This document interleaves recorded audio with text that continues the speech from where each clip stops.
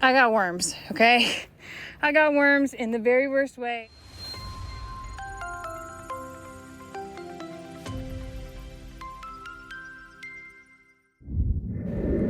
Somehow I have found myself in the garden with daylight still to spare. Now, I started ripping things out. I've already thrown things across the fence line, but I was really I guess dreading finally getting to work in the garden, but also dying to work in the garden. And it's defeating. It's defeating to see that there are so many things that have been eaten by worms, that my onions are toast. I'll just call it toast.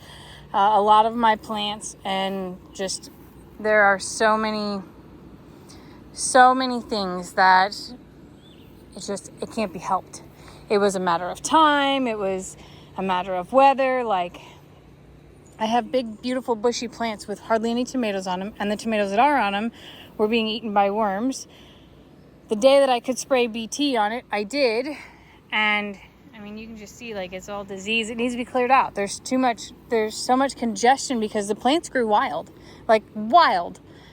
but barely any tomatoes grew, and what did grow, worms got. And when I say worms, I mean army worms, and you can see the lacing of that. Look at this kale. Well, I'll walk over closer and show you. I got worms, okay? I got worms in the very worst way, and I have probably picked off and killed 100 just out here in the last 5 minutes, and there's no end to them. I gotta pull everything out that they love. So, see all this lacing that's being done? That's all worms. And they've actually mostly moved on from this plant. If I get down lower, I'll probably be able to see some. Maybe. I sprayed the crap out of it, I can tell you that. There's one dangling there, but there were hundreds of them. They've laced out so much of my stuff. And then I thought, if I leave the sacrificial plants, maybe they'll leave the others alone.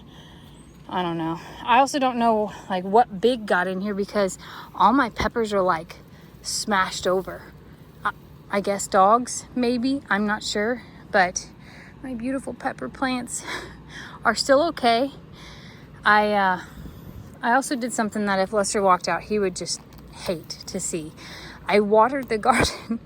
It's going to rain tomorrow, but in order for me to get weeds out of here, I have to have soil loose enough, and we haven't had any rain for 2 days, so it's a little hard in my raised bed.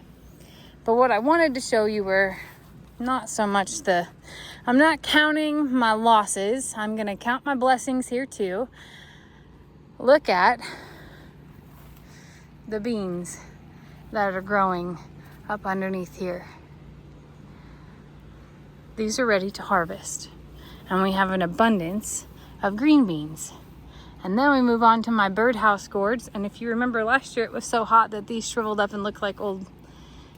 Yeah, those are doing great. Despite my peppers being smashed over, they're still growing. My carrots look amazing on both sides here. So these are carrots, and up and down this whole side are carrots, and they are almost ready to harvest. I have the cutest little fairy eggplant inside here. Now they're getting a little bit too big. I have to harvest those tonight. I will say that my beets got wormed. See those little suckers right there? They're everywhere in this garden, and they're everywhere. All of my dill is gone to seed, which is not the end of the world. Those were all they were seeds from last year that just just grew on their own. So I can't complain. I didn't put them there intentionally. The tomato on this side is actually doing well, and for whatever reason, the worms aren't eating it, but I do have some disease going on. I have sweet banana peppers today. This was my last experiment. This is embarrassing. Okay, I couldn't get cucumbers to grow to save my life. I don't know what was wrong. Probably the temperatures, and I was rushing it. So I threw some seeds in here, and they grew. And they're actually growing tiny little midget pickles, which is hilarious. I have onions that are ready to harvest. I had to rip out most of the squash, but we have gotten endless amounts of squash, and I wish it would have lasted longer, but it's okay. It's gonna be okay. I have cucumber plants growing now up the trellis with beautiful, beautiful cucumbers. That one's oddly shaped. That's because of rain. I have more dill that is self-harvesting here, but I want to show you something that I'm a little proud of that I just discovered. These are mostly cherry tomatoes with the exception of a Cherokee Purple that has so many worms that it just keeps getting, yeah. They're everywhere. If I go in here and like turn up a leaf or turn up anything, you will see a worm. There's no tomato without a hole in it. It's heartbreaking, but like I said, I'm not gonna focus on it. These are called goat horn peppers. And look at how wonderful they're growing. Those are a spicy pepper that I'll use to make some pepper jelly, and also I will put into the the freeze dryer, and then make some crushed red pepper. But look at these. Look at these giant green peppers just hiding underneath the onions I just ripped out, waiting for me. Here's some more of my Tabasco peppers. My asparagus is building a lovely bed for next year, so that's exciting. Onions that are ready to harvest. I said that already, but I'm excited about it. I have a few other, that's a cherry pepper. No idea what that tastes like, but there's several of them here. And some of them are getting eaten by worms, but again, we're gonna count our blessings and not our losses here. So it's not a total wash. It's not a big win either.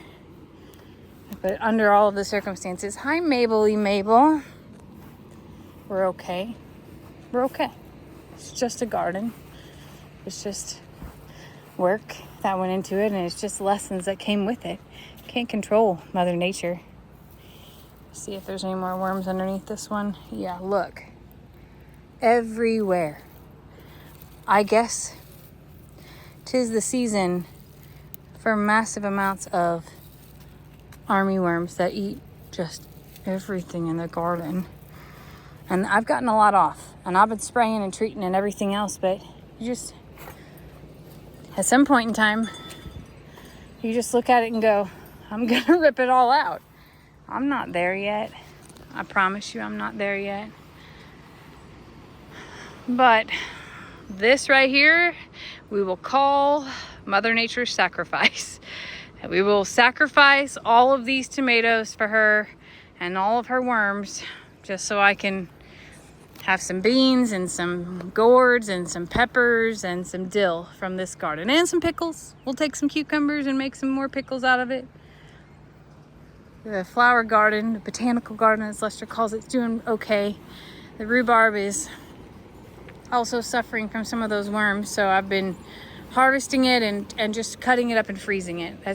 For now, that's the only thing I have time for. Unfortunately, it freezes pretty well. So tomorrow, I'll sneak out here and do some of that. We're expecting pretty big rains for the next couple of days, so that's why Lester would have freaked out if he knew I was putting water in this garden. But I had to be able to pull weeds from around the things I want to save. For now, I'm going to embrace this sunset. Might have a Texas cocktail out here on the patio. But tonight, we're gonna count our blessings. I love y'all.